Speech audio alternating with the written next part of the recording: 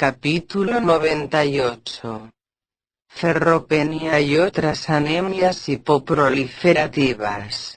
Ferropenia y otras anemias hipoproliferativas. Introducción. Las anemias relacionadas con eritrocitos normocíticos y normocrónicos y una respuesta de reticulocitos muy baja, índice reticulocítico menor a 2,0 a 2,5, son las llamadas anemias hipoproliferativas. Esta categoría comprende la ferropenia temprana antes de que se produzcan eritrocitos hipocrónicos microcíticos, la inflamación aguda y crónica que comprende muchos tumores malignos, la insuficiencia renal, los estados hipometabólicos como la malnutrición proteínica y las deficiencias endocrinas y las anemias por lesión medular.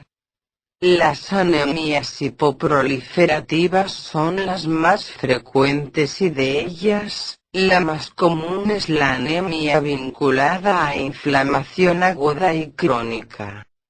Esta anemia, como la ferropenia, guarda relación en parte con un metabolismo anómalo del hierro. Las anemias que acompañan a la insuficiencia renal, la inflamación, el cáncer y los estados hipometabólicos se caracterizan por una respuesta anormal de la eritropoyetina a la anemia. Metabolismo del hierro. El hierro es un elemento crucial en la función de todas las células, aunque las necesidades de cada tejido varían durante el desarrollo. Al mismo tiempo, el organismo tiene que defenderse a sí mismo del hierro libre, que es muy tóxico, ya que participa en reacciones químicas que generan radicales libres como el oxígeno y el radical hidroxilo. En consecuencia, se han desarrollado refinados mecanismos para hacer que el hierro esté disponible para las funciones fisiológicas y manipulando al mismo tiempo este elemento de forma que se evite su toxicidad. La principal función del hierro en los mamíferos es el transporte de O2 formando parte de la hemoglobina. El O2 también se une a la mioglobina en el músculo. El hierro es, asimismo, un elemento clave de las enzimas que contienen hierro, entre las cuales se encuentra el sistema de los citocromos mitocondriales. Sin él, las células pierden su capacidad de transporte electrónico y su metabolismo energético. En las células eritroides está perturbada la síntesis de hemoglobina, con las consecuencias de anemia y disminución del aporte de O2 a los tejidos. Ciclo del hierro en los seres humanos. Este metal, absorbido del alimento o liberado desde los depósitos, circula en el plasma unido a la transferrina, la proteína transportadora de hierro. La transferrina es una glucoproteína bilobulada con dos lugares de unión para el hierro. La transferrina que transporta el hierro se presenta en dos formas: monoférrica, un átomo de hierro, y diférrica, dos átomos de hierro. El recambio tiempo de semieliminación del hierro ligado a la transferrina es muy rápido, por lo común de 60 a 90 minutos. Dado que la inmensa mayoría del hierro que transporta la transferrina se entrega a la médula eritroide, Lo que más afecta al tiempo de depuración del hierro unido a la transferrina de la circulación son las concentraciones plasmáticas de hierro y la actividad de la médula ósea eritroide. Cuando la eritropoiesis está muy estimulada se incrementa el conjunto de células eritroides que requieren hierro y disminuye el tiempo de depuración del hierro de la circulación. El tiempo de semieliminación del hierro en presencia de ferropenia es muy breve, de 10 a 15 minutos. Con la supresión de la médula eritroide la concentración plasmática de hierro suele aumentar, y el tiempo de semieliminación se prolonga hasta varias horas. En condiciones normales, el hierro unido a la transferrina cambia más de 10 a 20 veces por día. Suponiendo una concentración plasmática de hierro normal, de 80 a 100 gramos cada 100 mililitros, la cantidad de hierro que pasa a través de las reservas de transferrina es de 20 a 24 miligramos por día. Intercambio interno de hierro. Normalmente cerca de 80% del hierro que pasa a través de las reservas de transferrina plasmática se recicla a partir de los eritrocitos destruidos. Se precisa una absorción de hierro de la alimentación de 1 miligramos/día en el varón y de 1,4 miligramos/día en la mujer, para mantener la homeostasia.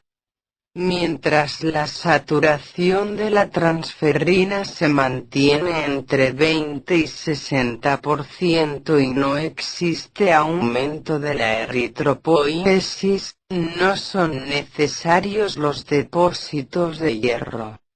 Sin embargo, en caso de pérdida sanguínea, falta de hierro en la alimentación o absorción deficiente del mismo se pueden movilizar hasta 40 miligramos/día del hierro de los depósitos. El complejo hierro-transferrina circula en el plasma hasta que la transferrina portadora de hierro interacciona con receptores de transferrina específicos situados en la superficie de las células eritroides de la médula.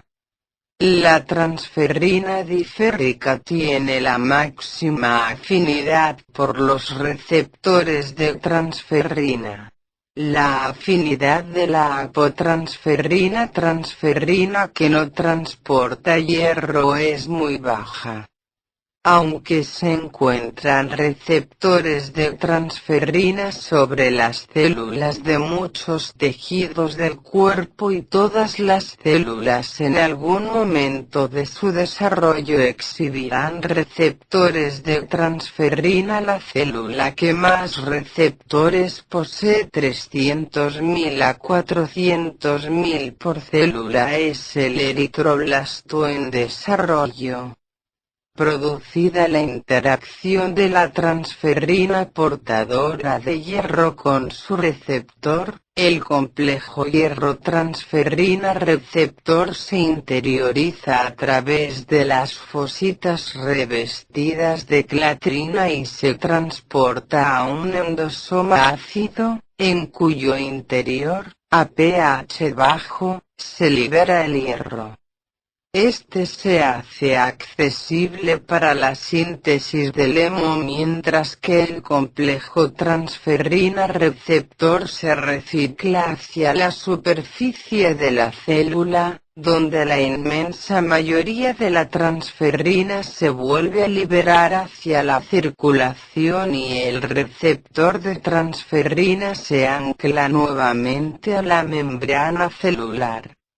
En este punto, puede pasar a la circulación un poco de la proteína del receptor de transferrina y se mide en la forma de proteína soluble del receptor de transferrina.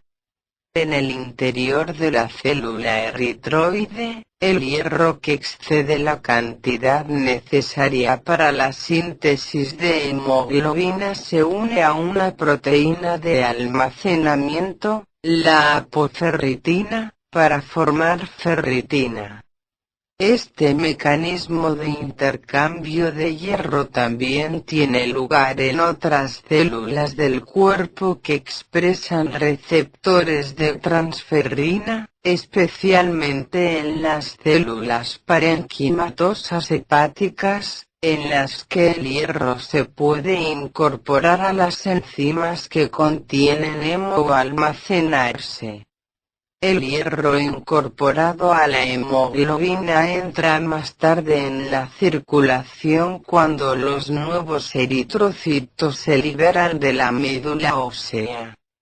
Este hierro forma parte, entonces, de la masa eritrocitaria y no vuelve a estar disponible para su reutilización hasta que muere el eritrocito. En una persona normal, el promedio de vida del eritrocito es de 120 días. Por tanto, se recambia cada día entre 0,8 y 1% de los eritrocitos.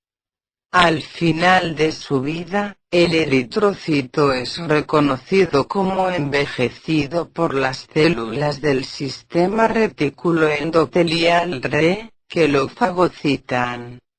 Una vez en el interior de la célula RE, la hemoglobina del eritrocito ingerido se degrada, la globina y otras proteínas pasan a integrar las reservas de aminoácidos, y el hierro se devuelve a la superficie de la célula RE, donde se presenta la transferrina circulante.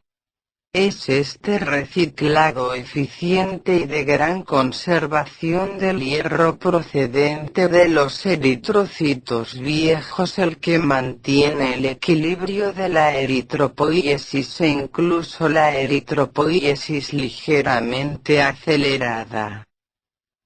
Como cada mililitro de sangre contiene 1 miligramos de hierro elemental, la cantidad necesaria para sustituir los eritrocitos perdidos por envejecimiento asciende a 16 a 20 miligramos por día, suponiendo una masa eritrocitaria de 2L en el adulto. Cualquier cantidad de hierro adicional necesaria para la producción de eritrocitos procede de la dieta. Normalmente un varón adulto debe absorber por lo menos 1 miligramos de hierro elemental diario para satisfacer sus necesidades, mientras las mujeres en edad fértil necesitan 1,4 miligramos día. Sin embargo, para lograr una respuesta proliferativa eritroide máxima a la anemia es preciso disponer de hierro adicional. Cuando la eritropoiesis está muy estimulada, las demandas de hierro aumentan de 6 a 8 veces. Con las anemias hemolíticas extravasculares aumenta la tasa de destrucción de los eritrocitos, pero el hierro recuperado de ellos se reutiliza de forma eficiente para la síntesis de hemoglobina. Por lo contrario, cuando existe anemia por hemorragia, la producción de eritrocitos está limitada por la cantidad de hierro que puede movilizarse de los depósitos de ferritina y hemosiderina. En los casos más frecuentes, La tasa de movilización en estas circunstancias no mantiene una producción de eritrocitos mayor de 2,5 veces la normal. Si el aporte de hierro a la médula estimulada es inferior al óptimo, se aplana la respuesta proliferativa medular y se trastorna la síntesis normal de hemoglobina. El resultado es una médula hipoproliferativa acompañada de anemia microcítica e hipocrónica.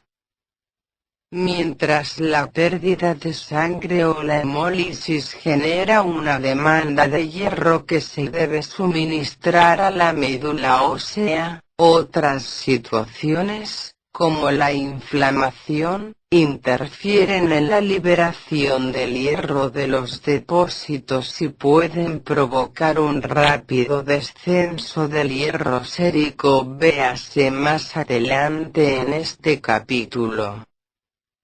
Balance del hierro nutricional. El balance de hierro del organismo está estrictamente controlado y diseñado para conservar el hierro con vistas a su reutilización. No existe una vía excretora del hierro y los únicos mecanismos de pérdida de hierro del cuerpo son la pérdida sanguínea, hemorragia digestiva, menstruación u otras formas de hemorragia y la descamación de las células epidérmicas de la piel, el intestino y las vías genitourinarias. Normalmente, la única vía por la que accede hierro al organismo es a través de la absorción a partir de los alimentos, ingestión alimentaria de hierro o del hierro medicinal tomado por vía oral. El hierro puede entrar también en el organismo por las transfusiones de eritrocitos o las inyecciones de complejos de hierro. El margen entre el hierro disponible para la absorción y las necesidades de hierro de los lactantes en crecimiento y las mujeres es estrecho. Ello explica la alta prevalencia de ferropenia en el mundo, que actualmente se estima en 500 millones de personas. La cantidad de hierro que debe recibir el organismo de los alimentos para reponer las pérdidas es de aproximadamente 10% del contenido de dicho mineral en el cuerpo por año en varones y 15% en mujeres en edad de procreación. El contenido de hierro en el alimento se encuentra muy relacionado con el aporte calórico total, aproximadamente 6 miligramos de hierro elemental por cada 1000 calorías. La biodisponibilidad del hierro varía según la naturaleza del alimento y es el hierro en forma de MPEG de la carne roja el que se absorbe con mayor facilidad. En Estados Unidos la ingestión media de hierro en un varón adulto es de 15 miligramos/día, con una absorción de 6%. En la mujer promedio, la ingestión diaria es de 11 miligramos/día, con 12% de absorción. Una persona con ferropenia puede aumentar la absorción de hierro hasta 20% del hierro presente en la carne, pero con una dieta vegetariana solo podría incrementarlo en 5 a 10%. El resultado es que casi 33% de la población femenina de Estados Unidos carece prácticamente de reservas de hierro. Los vegetarianos tienen una desventaja adicional porque algunos alimentos que contienen fitatos y fosfatos reducen aproximadamente en 50% la absorción de hierro. Cuando se administran sales de hierro ionizables junto con los alimentos, se reduce la cantidad de hierro absorbido. Cuando se compara el porcentaje de hierro absorbido de cada apartado de la alimentación con el porcentaje de una cantidad equivalente de sal ferrosa, el hierro de las verduras tiene una disponibilidad de la 20ª parte, el hierro de los huevos de 1/8 parte, el del hígado de la mitad y el hierro del hemo entre la mitad y 2/3 partes.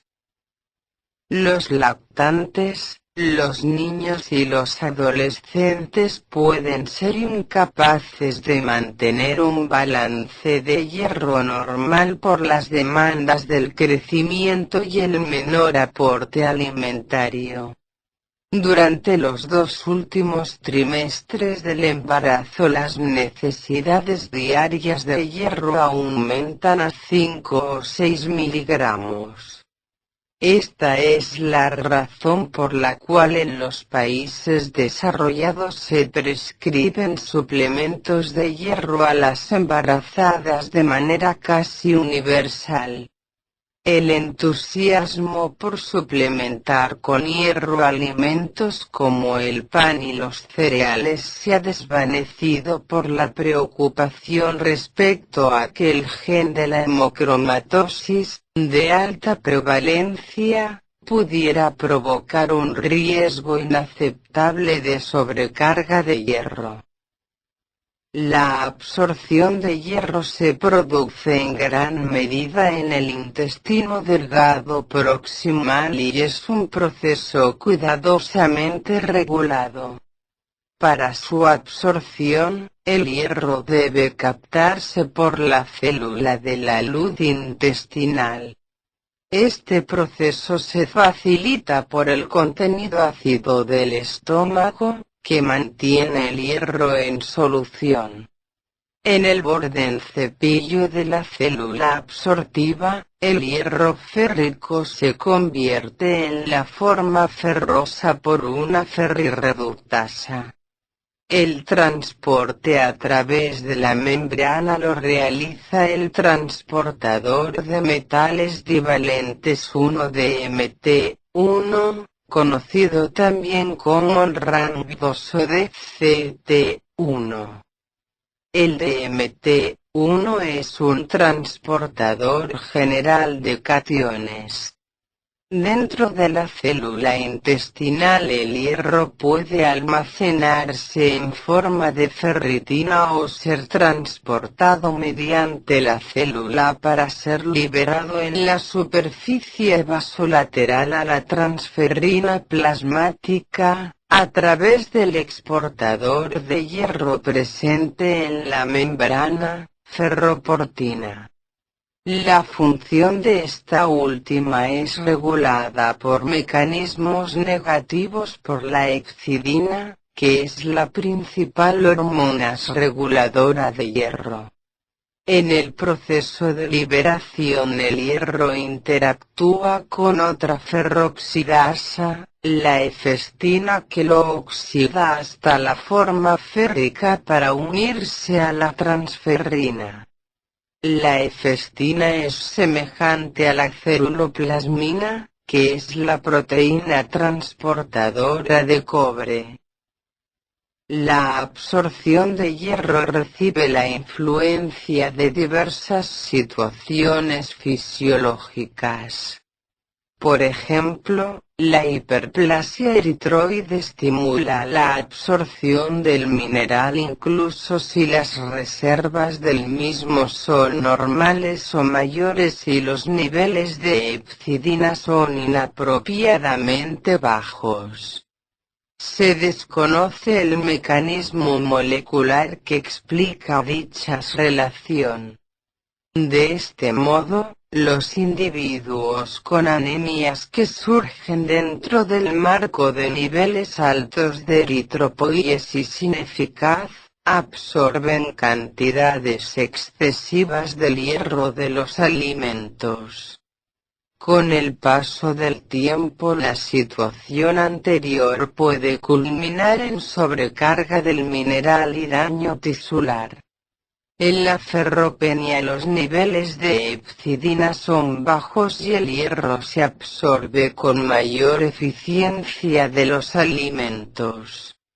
Lo contrario es válido en estados de sobrecarga secundaria de hierro.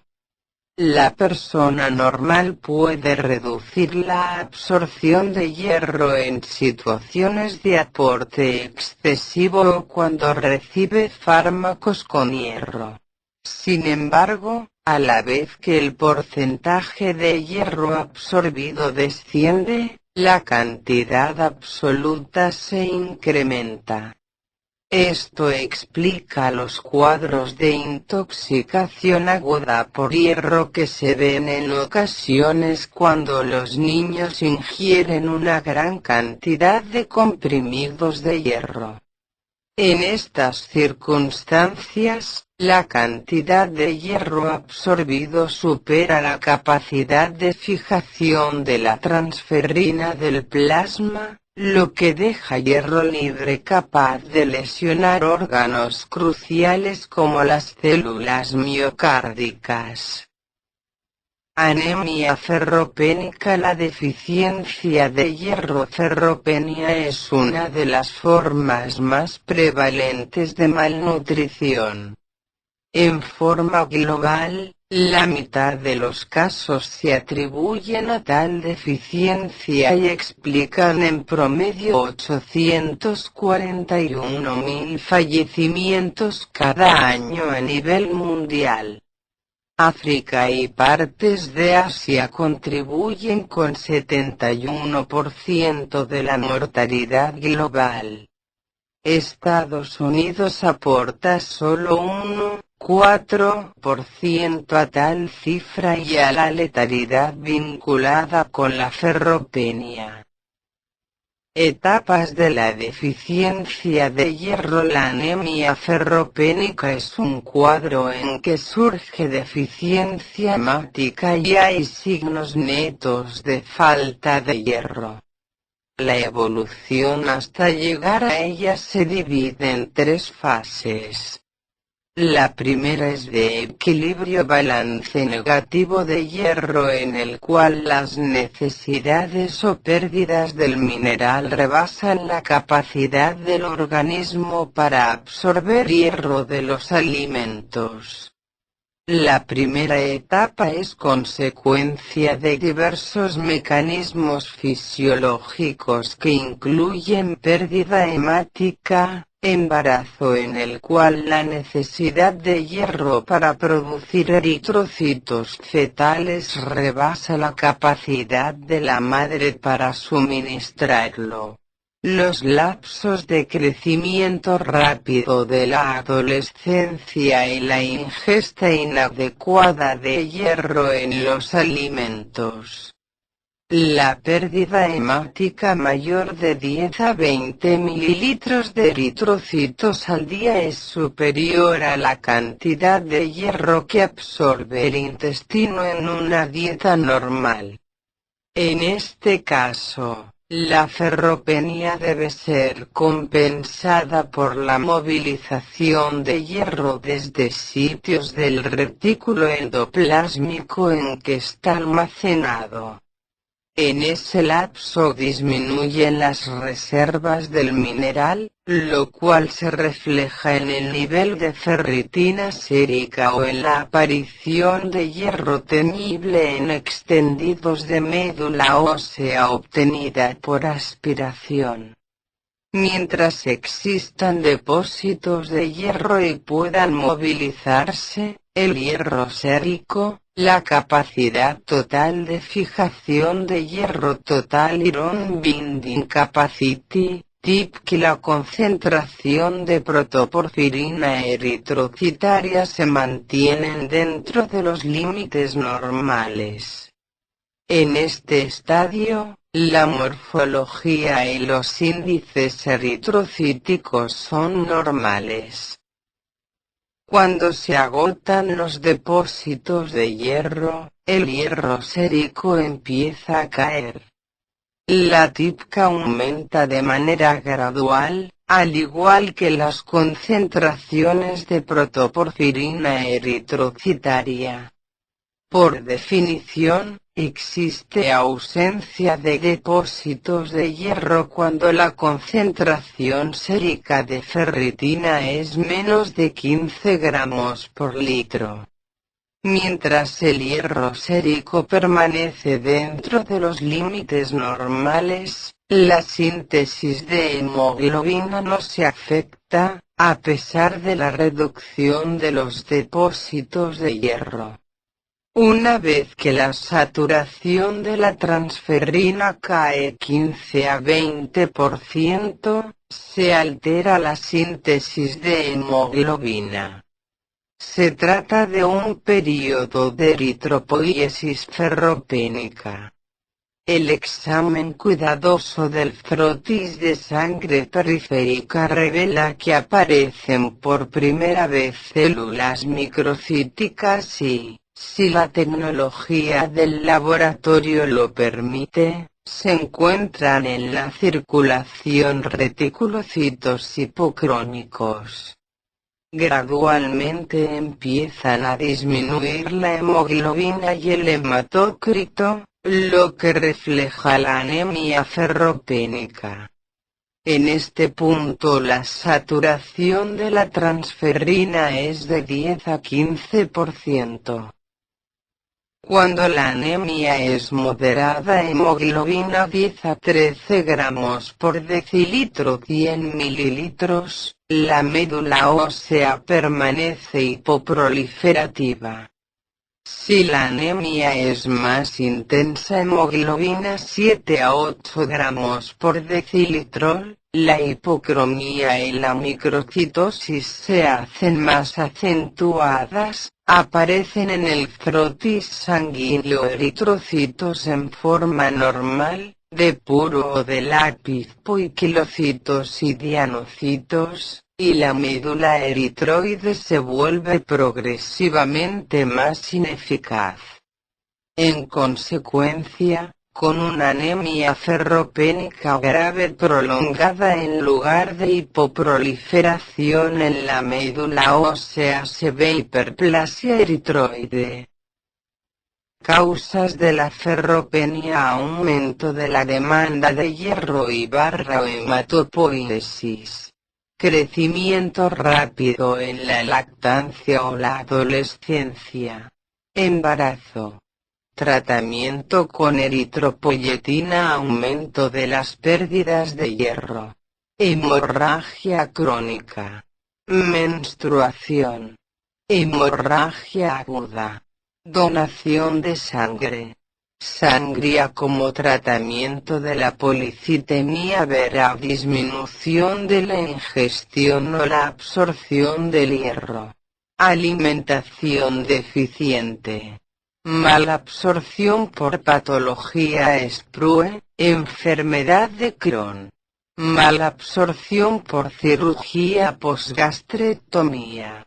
Inflamación aguda o crónica. Presentación clínica de la ferropenia: ciertas situaciones clínicas aumentan la probabilidad de ferropenia. El embarazo, la adolescencia, los periodos de crecimiento rápido y los antecedentes de pérdida sanguínea intermitente de cualquier tipo deben alertar al clínico respecto a una posible ferropenia. Una regla fundamental es que la aparición de ferropenia en un varón adulto indica una hemorragia digestiva mientras no se demuestre lo contrario. Los signos relacionados con la ferropenia dependen de la gravedad y la cronicidad de la anemia, aparte de los signos habituales de la anemia: fatiga, palidez, disminución de la capacidad de ejercicio. La quilosis, fisuras en las comisuras de los labios, y la coiloniquia, uñas en cuchara, son signos de ferropenia ística avanzada. El diagnóstico de la ferropenia se suele basar en los datos analíticos. Estudios analíticos del hierro: sideremia y capacidad total de fijación del hierro. La sideremia, concentración sérica de hierro, representa la cantidad de hierro circulante unido a la transferrina. La TIP, que es una medida indirecta de la transferrina circulante. Los límites normales del hierro sérico oscilan entre 50 y 150 gramos por decilitro. La TIP normal es de 300 a 360 gramos por decilitro. La saturación de la transferrina, que en condiciones normales es de 25 a 50%, se obtiene mediante la siguiente fórmula: sideremia por 100 entre capacidad de fijación. Los estados de ferropenia se vinculan con valores de saturación inferiores a 18%. Al evaluar la sideremia, el médico debe tener presente que existe una variación circadiana de su valor. Una saturación de la transferrina mayor a 50% indica que se está suministrando a los tejidos no eritroides una cantidad desproporcionada del hierro unido a la transferrina.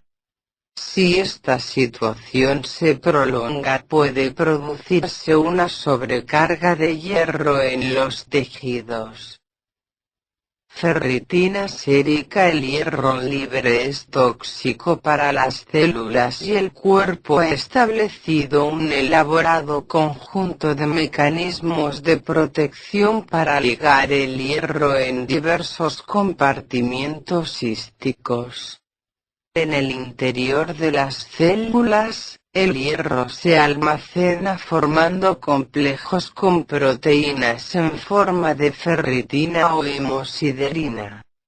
La apoferritina se une al hierro ferroso libre y lo almacena en estado férrico. A medida que se acumula ferritina en el seno de las células del sistema RE, se forman agregados de proteína en forma de hemosiderina. El hierro de la ferritina o de la hemosiderina puede extraerse para su liberación por las células RE, si bien la hemosiderina está menos fácilmente disponible. En condiciones de estado estacionario, las concentraciones séricas de ferritina guardan relación con los depósitos totales de hierro corporales. Por tanto, la concentración sérica de ferritina es la prueba analítica más cómoda para estimar los depósitos de hierro. El valor normal de la ferritina varía según la edad y el sexo de la persona. Los varones adultos tienen valores séricos de ferritina cercana a 100 gramos por litro, mientras que las concentraciones de las mujeres adultas son en promedio de 30 gramos por litro. A medida que se agotan los depósitos de hierro, la ferritina sérica cae a menos de 15 gramos por litro. Estas concentraciones son prácticamente siempre diagnósticas de ausencia de depósitos de hierro corporal. Concentraciones de ferritina en función del sexo y la edad. El agotamiento de los depósitos de hierro y la ferropenia conllevan un descenso de la concentración sérica hasta menos de 20 gramos por litro.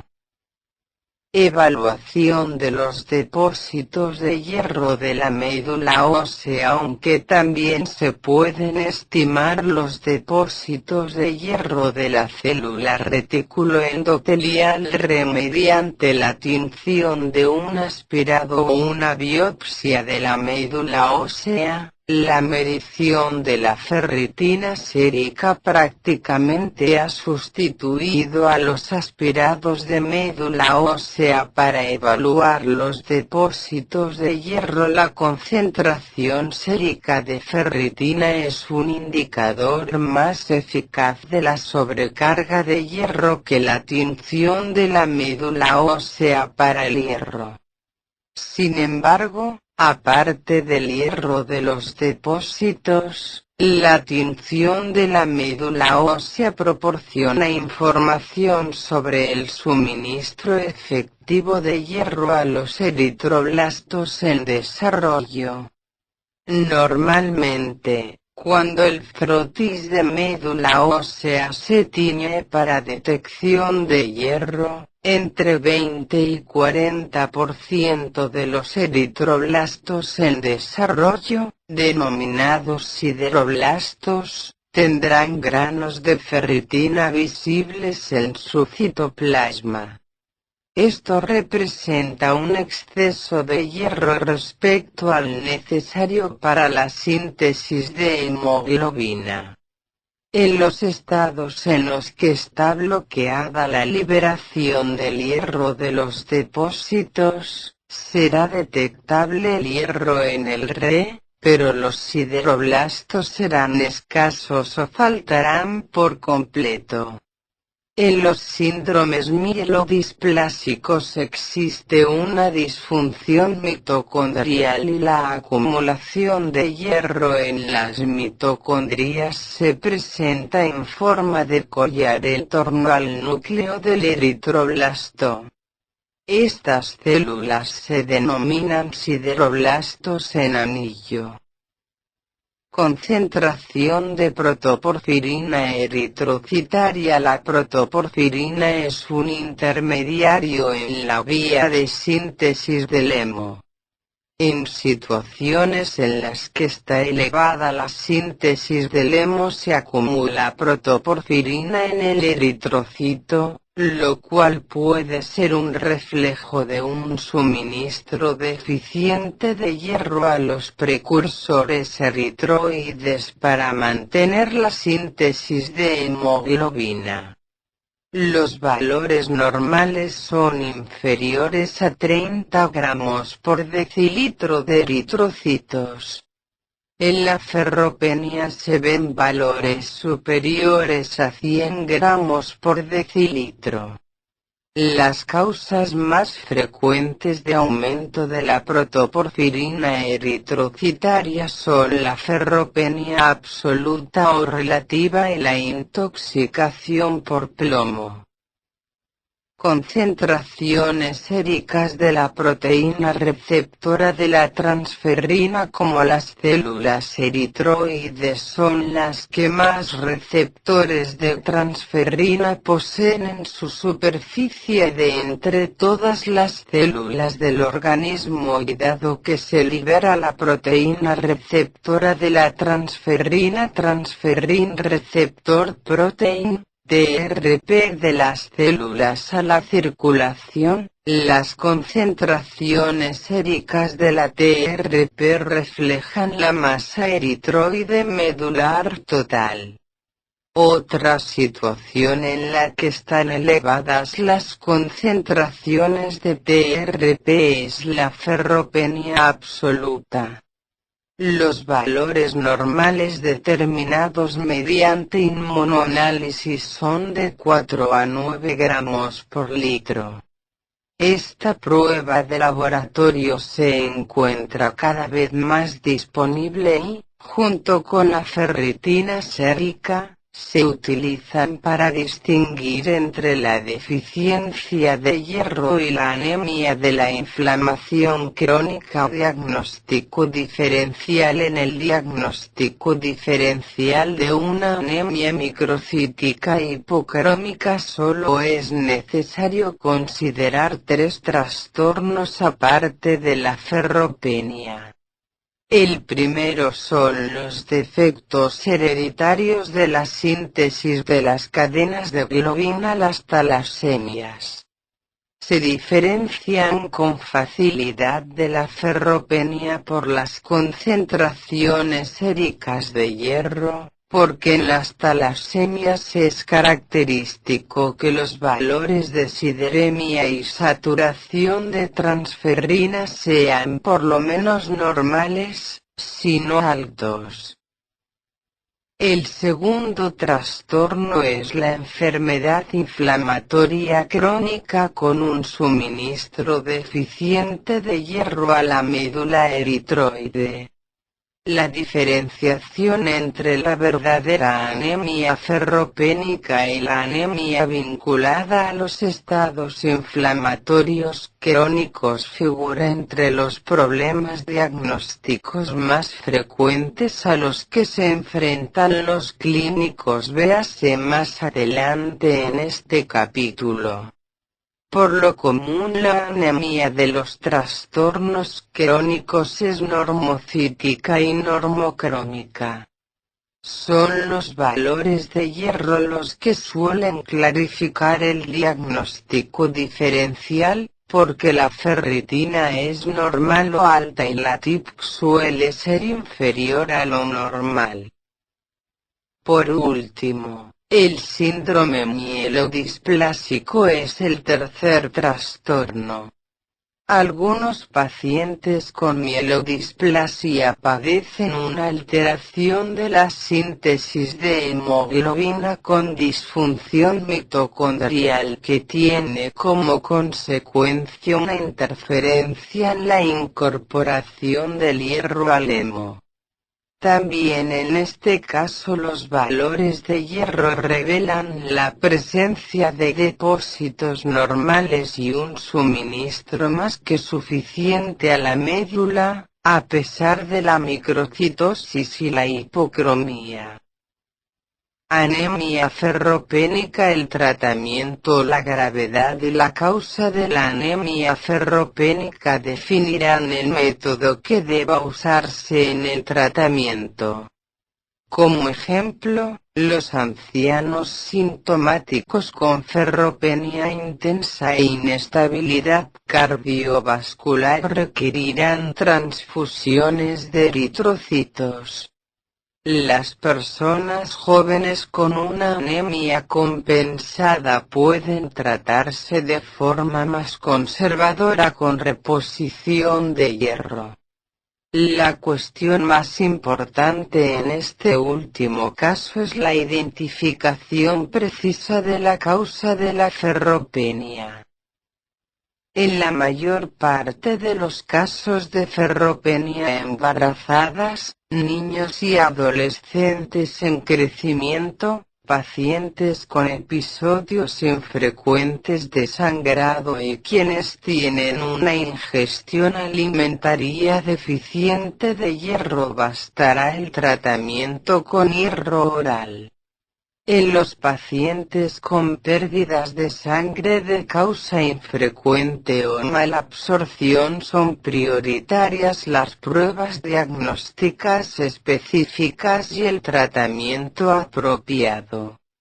Una vez realizado el diagnóstico de anemia ferropénica y de su causa, y trazado un método terapéutico, existen 3 modalidades fundamentales.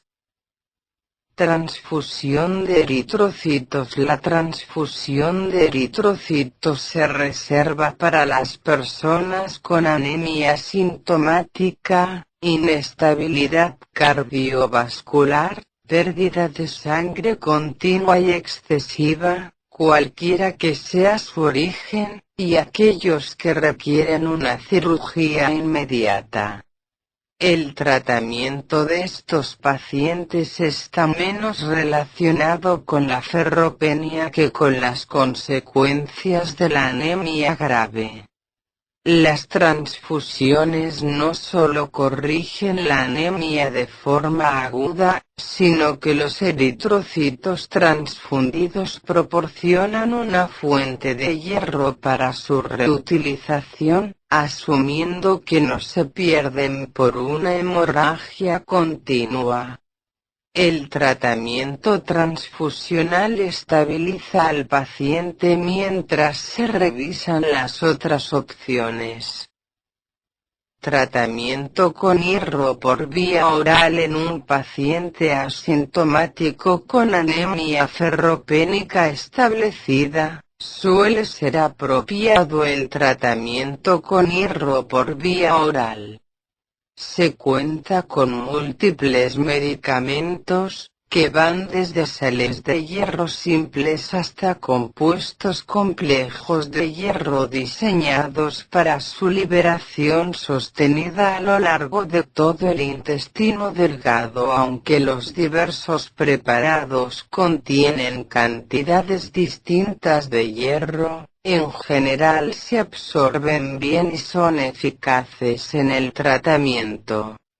Algunos llevan otros compuestos orientados a favorecer la absorción del hierro, como el ácido cítrico. No está claro que los beneficios de estos compuestos justifiquen su costo. Por lo común en el tratamiento de reposición de hierro se administran hasta 300 miligramos de hierro elemental al día, normalmente como 3 o 4 comprimidos de hierro cada uno con un contenido de 50 a 65 miligramos de hierro elemental administrados a lo largo del día. Los preparados de hierro se deben tomar, idealmente, con el estómago vacío, porque los alimentos pueden inhibir la absorción de hierro. Algunos pacientes con patología gástrica o cirugía gástrica previa requieren un tratamiento especial con soluciones de hierro, porque la capacidad de retención del estómago puede estar reducida. La capacidad de retención es necesaria para disolver la cubierta del comprimido de hierro antes de la liberación de este. Una dosis de 200 a 300 miligramos de hierro elemental por día debe dar lugar a la absorción de hasta 50 miligramos de hierro por día. Esto sostiene una producción de eritrocitos el doble o el triple de la normal en una persona en quien la médula funciona bien y con un estímulo apropiado de eritropoyetina.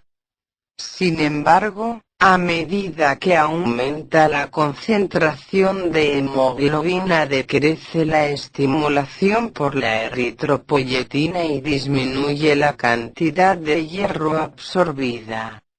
El objetivo del tratamiento en las personas con una anemia ferropénica no es solo resolver la anemia sino también proporcionar depósitos de por lo menos 0,5 a 1 gramos de hierro.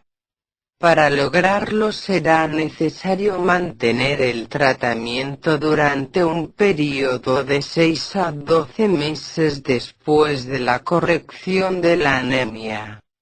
De las complicaciones del tratamiento con hierro administrado por vía oral, las más frecuentes son las molestias digestivas, que serán en 15 a 20% de los pacientes. En estos casos, es frecuente que el dolor abdominal, la náusea, el vómito o el estreñimiento provoquen el incumplimiento del tratamiento.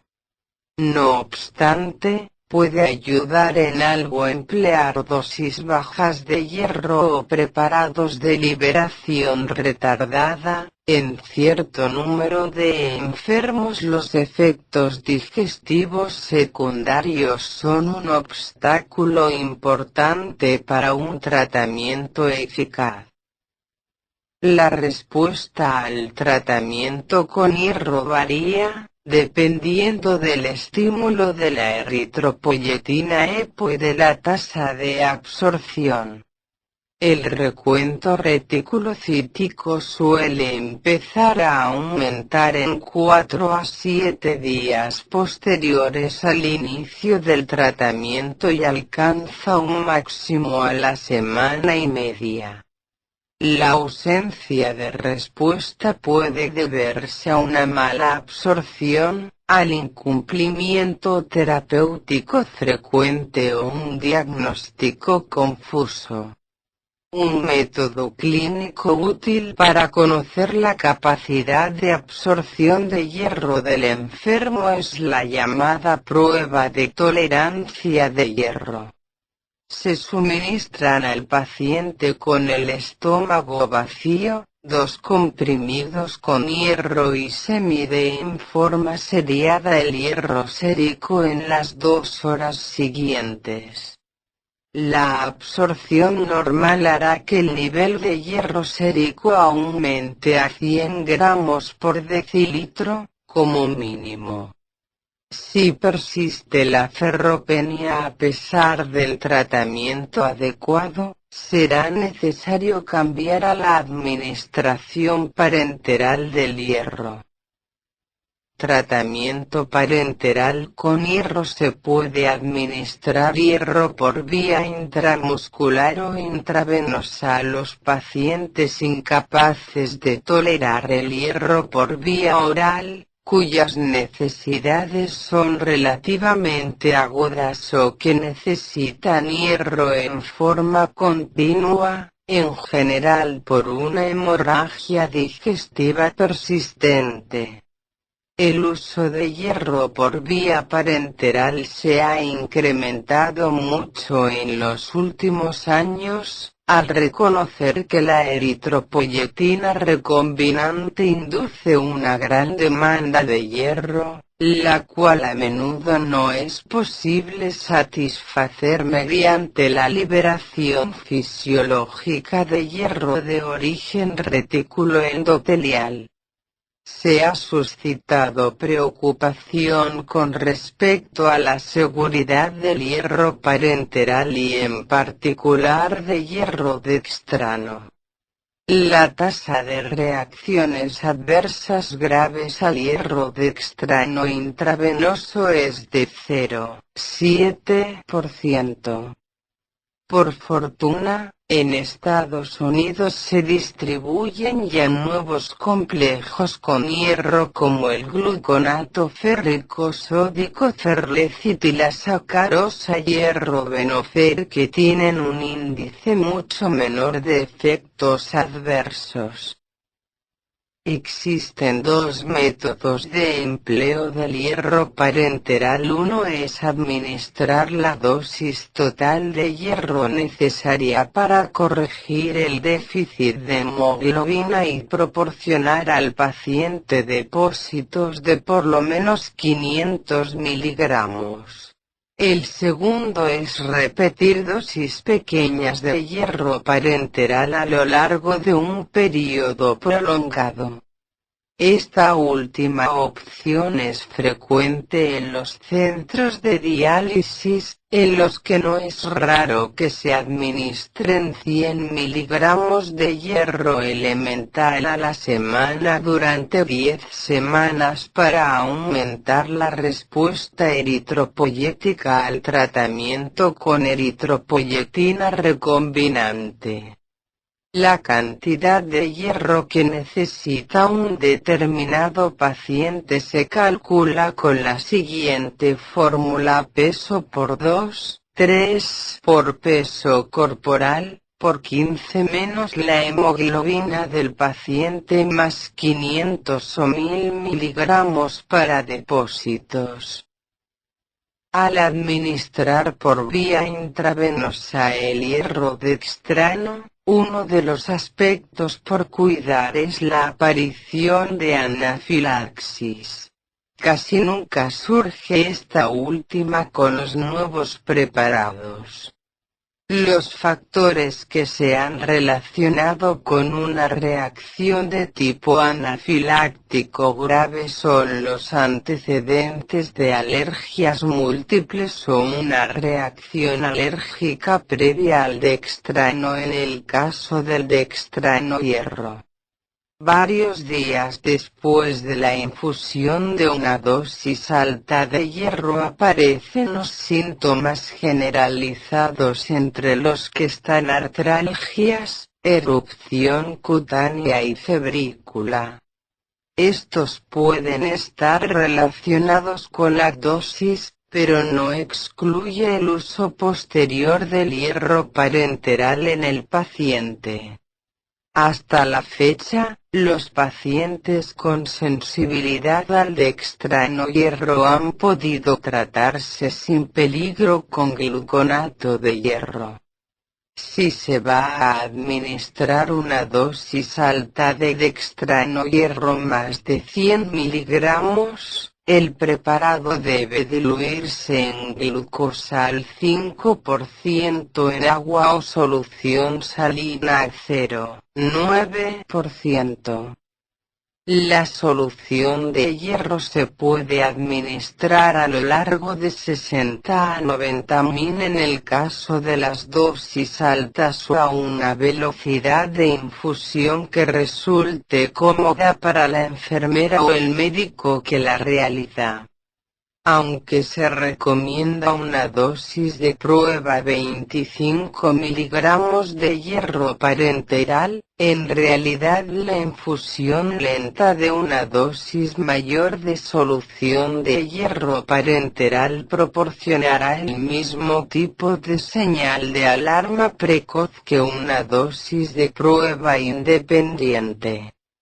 Si al principio de la infusión de hierro aparece dolor precordial, sibilancias, disminución de la presión arterial u otras manifestaciones generales, la infusión de hierro, sea con una solución de dosis alta o con una dosis de prueba, debe suspenderse de inmediato.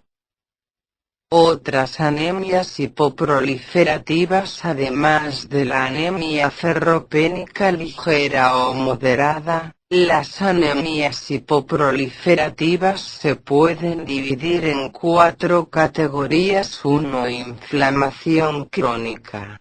2. Enfermedad renal.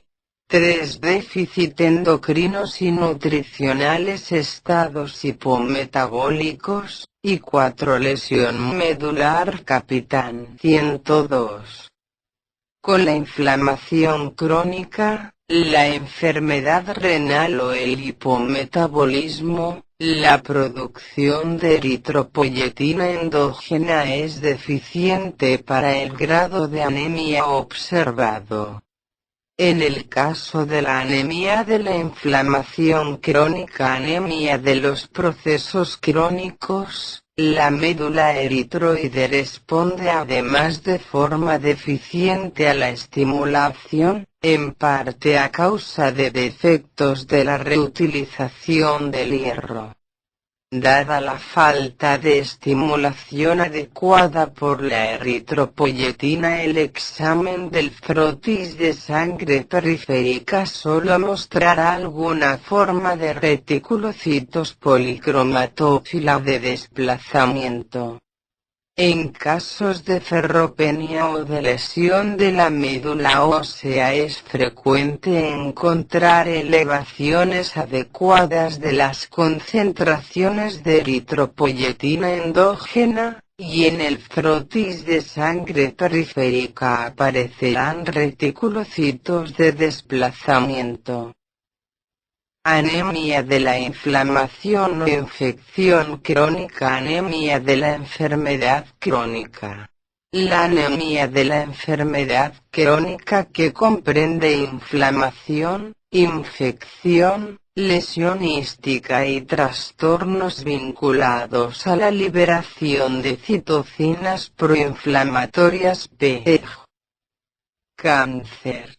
Es una de las formas más comunes de anemia que se encuentran en la clínica y probablemente la más importante en el diagnóstico diferencial de la ferropenia, porque muchas de las características de la anemia obedecen a un suministro deficiente de hierro a la médula a pesar de la presencia de depósitos de hierro normales o aumentados. Esto se refleja en una sideremia baja, una saturación de transferrina de 15 a 20% y una ferritina sérica normal o aumentada. Las concentraciones séricas de ferritina suelen ser la característica diferencial más importante entre la verdadera anemia ferropénica y la eritropoiesis ferropénica vinculada a la inflamación. Es frecuente que las concentraciones de ferritina se eleven 3 veces por encima de las basales en presencia de inflamación. Todos estos cambios se deben a los efectos de las citocinas inflamatorias a distintos niveles de la eritropoiesis. Supresión de la eritropoiesis por parte de las citocinas inflamatorias. Por medio de la liberación del factor de necrosis tumoral TNF y del interferón gamma-IFN, las neoplasias y las infecciones bacterianas suprimen la producción de eritropoyetina EPO, la liberación del hierro desde las reservas reticuloendoteliales y la proliferación de los eritroblastos, unidades formadoras de colonias eritroaceleradoras y unidades formadoras de colonias eritroides, burst forming units and erythroid colony forming units, FU/FUE. Los mediadores en individuos con vasculitis y artritis reumatoide incluyen interleucina 1-IL-1 e IF. La interleucina 1-IL-1 disminuye directamente la producción de eritropoyetina por reacción a la anemia. La IL-1, actuando a través de la liberación de interferón gamma-IFN por células accesorias, suprime la respuesta de la médula eritroide a la eritropoyetina, un efecto que se puede vencer administrando más eritropoyetina in vitro e in vivo. Además, el factor de necrosis tumoral tumor necrosis factor, TNF, al actuar por medio de la liberación de IFN por parte de células del estroma de médula ósea, suprime también la respuesta a la eritropoyetina. La hexidina, elaborada por el hígado, aumenta en casos de inflamación y suprime la absorción de hierro y su liberación desde los sitios de almacenamiento. El resultado global es la anemia hipoproliferativa crónica con cambios clásicos en el metabolismo de hierro. La anemia se agrava todavía más por el acortamiento leve o moderado de la supervivencia en los eritrocitos. En la inflamación crónica, es la enfermedad subyacente la que determina la gravedad y las características de la anemia. Por ejemplo, muchos enfermos de cáncer padecen también anemia, que suele ser normocítica y normocrómica. Por lo contrario, Los pacientes con artritis reumatoide activa de larga evolución o con infecciones crónicas, como la tuberculosis, tendrán una anemia microcítica e hipocrónica. En ambos casos la médula ósea es hipoproliferativa, pero las diferencias en los índices eritrocíticos son el reflejo de las existentes en la disponibilidad de hierro para la síntesis de hemoglobina. En ocasiones los trastornos que se vinculan con inflamación crónica conllevan también pérdidas crónicas de sangre. En estas circunstancias puede requerirse una tinción para hierro del aspirado de la médula ósea para excluir una ferropenia absoluta. Sin embargo, la administración de hierro en estos casos corregirá el componente de ferropenia de la anemia, sin modificar el componente inflamatorio. La anemia vinculada a la inflamación o la infección aguda suele ser leve, pero con el tiempo se hace más acusada. La infección aguda produce una caída de la concentración de hemoglobina de 2 o 3 gramos por decilitro 1 o 2 días. Esto suele estar relacionado en gran parte con la hemólisis de los eritrocitos próximos al final de su ciclo de vida natural. La fiebre y las citocinas liberadas ejercen una presión selectiva contra aquellas células que tienen más limitada su capacidad de mantener la membrana eritrocitaria. En la mayoría de las personas esta anemia leve se tolera razonablemente bien, y si existen síntomas, se deben a la enfermedad subyacente. De forma ocasional, en los pacientes con cardiopatía preexistente, una anemia moderada hemoglobina 10 a 11 gramos por decilitro puede acompañarse de angina, intolerancia al ejercicio y disnea. Anemia de la enfermedad renal. La insuficiencia renal crónica suele ir acompañada de una anemia hipoproliferativa entre moderada y grave. El nivel de anemia guarda relación con la gravedad de la insuficiencia renal. Los eritrocitos suelen ser normocíticos y normocrómicos. La concentración de reticulocitos es baja. La anemia se debe principalmente a la incapacidad de producir cantidades adecuadas de eritropoyetina y a un acortamiento de la supervivencia de los eritrocitos. En ciertas formas de insuficiencia renal aguda, la correlación entre la anemia y la función renal es más débil. Los pacientes con el síndrome hemolítico urémico aumentan la eritropoiesis por reacción a la hemólisis, a pesar de una insuficiencia renal que hace necesaria la diálisis. La poliquistosis renal también tiene un grado menor de deficiencia de eritropoyetina en relación con el nivel de fracaso renal. Por lo contrario, los diabéticos tienen un déficit de eritropoyetina más intenso con respecto al nivel de insuficiencia renal. La valoración de la situación del hierro proporciona información para diferenciar la anemia de la insuficiencia renal de otras formas de anemia hipoproliferativa y para orientar el tratamiento. Los pacientes con anemia de origen renal suelen tener concentraciones séricas normales de hierro, TIPC y ferritina. Sin embargo, aquellos sometidos a hemodiálisis crónica pueden presentar una ferropenia a causa de la pérdida de sangre a través del procedimiento de diálisis.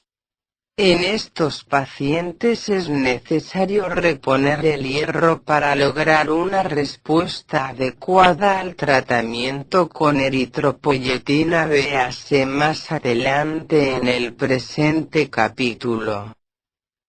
Anemia en los estados hipometabólicos. Los pacientes privados de comida, en especial de proteínas, y quienes sufren diversos trastornos endocrinos que disminuyen el índice metabólico, pueden presentar una anemia hipoproliferativa ligera o moderada.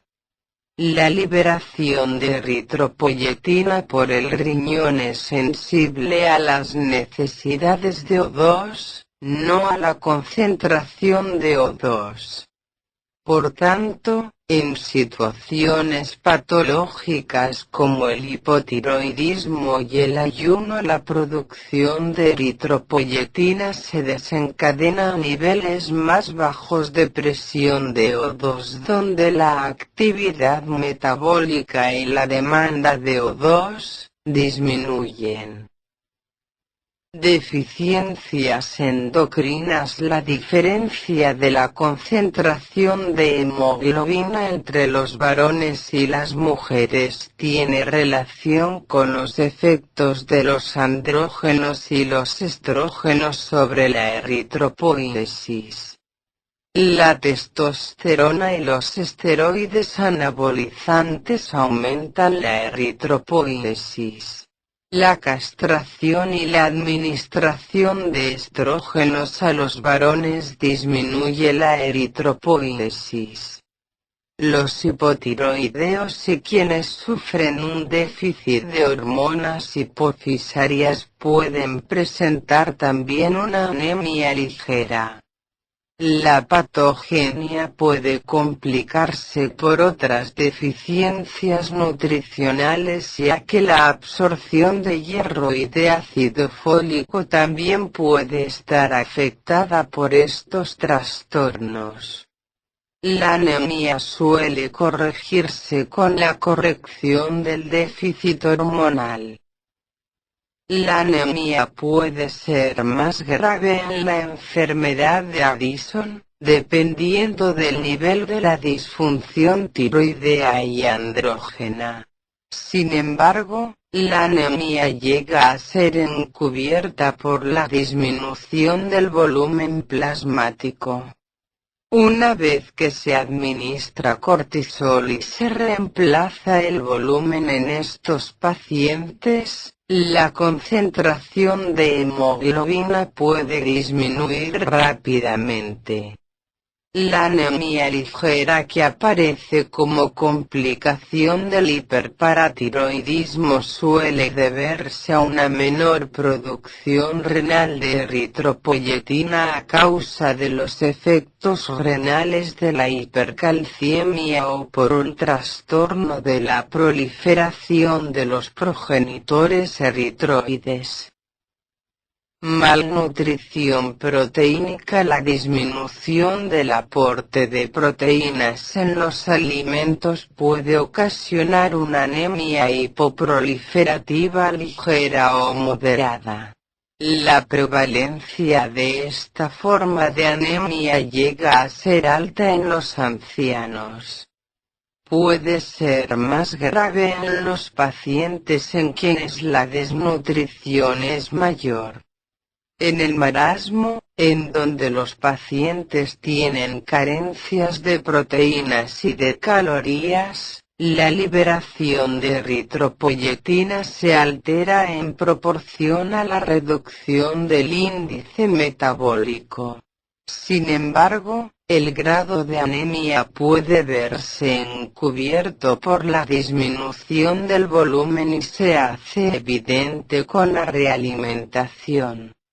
Las carencias de otros nutrimentos hierro, folato pueden complicar el cuadro clínico y no ser evidentes en el momento del diagnóstico.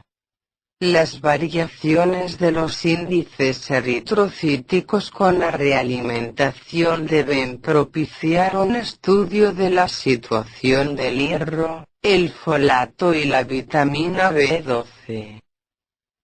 Anemia en las enfermedades hepáticas. En los pacientes con hepatopatía crónica de casi cualquier origen puede aparecer una anemia hipoproliferativa leve.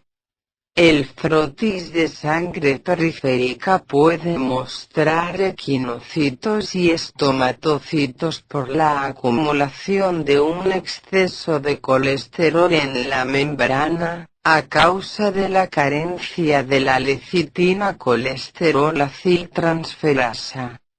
La supervivencia de los eritrocitos se abrevia y la producción de eritropoyetina no basta para compensarla. En la hepatopatía alcohólica pueden complicar el tratamiento otras deficiencias nutricionales. La carencia de folato por un aporte insuficiente en la alimentación y la ferropenia por hemorragia y aporte alimentario escaso pueden modificar los índices eritrocíticos. Anemias hipoproliferativas. El tratamiento. Muchos pacientes con anemias hipoproliferativas recuperan la concentración normal de hemoglobina cuando se trata adecuadamente la enfermedad subyacente. En aquellos casos en los que no es posible hacerlo, como sucede en los pacientes con insuficiencia renal terminal, cáncer y enfermedades inflamatorias crónicas, la anemia sintomática requiere tratamiento. Las dos formas más importantes de tratamiento son las transfusiones y la eritropoyetina. Transfusiones. Los umbrales de transfusión se deben modificar basándose en los síntomas del paciente. En general, los pacientes sin enfermedades cardiovasculares o pulmonares graves pueden tolerar concentraciones de hemoglobina superiores a 8 gramos por decilitro y no requieren intervenir hasta que la hemoglobina disminuye por debajo de esa concentración. Los pacientes en situación fisiológica más delicada pueden necesitar que se mantenga su concentración de hemoglobina por encima de 11 gramos por decilitro. Una unidad típica de concentrado de eritrocitos aumenta la concentración de hemoglobina 1 gramos por decilitro mililitros. Las transfusiones conllevan ciertos riesgos infecciosos y las transfusiones crónicas pueden producir sobrecarga de hierro. Como dato importante, el empleo irrestricto de sangre se ha vinculado con intensificación de la morbilidad y la mortalidad, particularmente en unidades de cuidado intensivo. Por tal razón, si no existe hipoxia tisular corroborada, es preferible seguir una estrategia conservadora en el empleo de transfusiones eritrocíticas.